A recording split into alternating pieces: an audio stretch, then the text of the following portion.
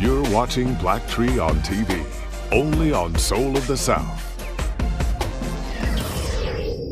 Welcome back to BLACKTREE on TV. I'm your host, Alex Hudgens, and I'm glad you're back. I hope this show has been hot enough for you so far, and I'm sure it has, but if not, then check this out.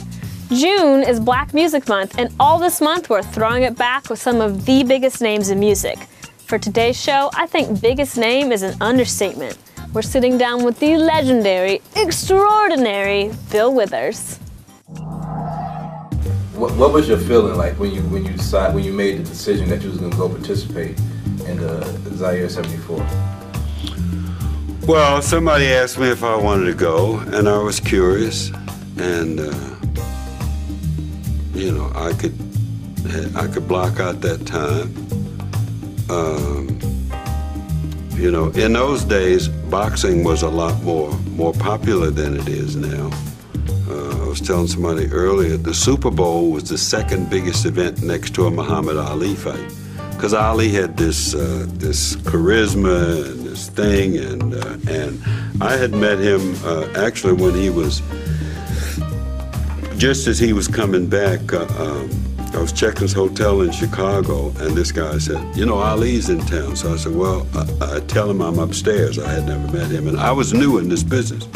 So I wasn't expecting to see him. So somebody knocks on my door, and that was Ali with Kid Gavilan. See, you're too young, but Kid Gavilan was this guy from Cuba, really fascinating boxer. So, and he was fun and stuff, you know. So I thought, like, well, this be interesting. Go over here and check out the fight and see this new place. So I wasn't burdened by that perception of Africa, because I had lived with that perception of us here. Right. And I was traveled. I had been in the Navy 9 years, so I remember being in Japan, and some of the girls had been told that we had tails.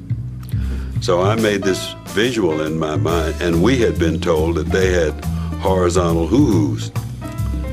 You heard that myth? I haven't heard that one. Oh man, you don't know all the good stuff, man. This good stuff, you know. Well, use your imagination. Right. And so I pictured this brother and this girl circling each other. Her looking for his tail, and him trying to see if hers was horizontal instead of vertical, you know. So I had lived with those myths all my life. So I expected myths, you know. You know, it's like now I expected myths. Right. I'm 70 years old, so when some guy 20 years old walks up to me and says, hey, dude, he's making assumptions, you see? Yeah. So I have to accommodate him. So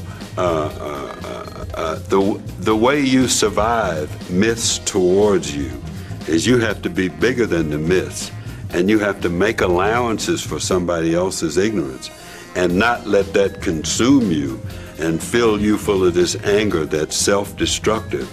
And so instead of doing things in spite of, you don't do things because of, and that's self-defeating, you know.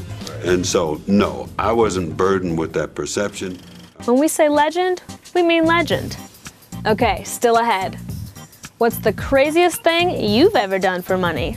Kevin Hart and Taraji P. Henson share their stories, and it gets really real. Don't miss it. That's all coming up next on BLACKTREE on TV. You're watching BLACKTREE on TV, only on Soul of the South.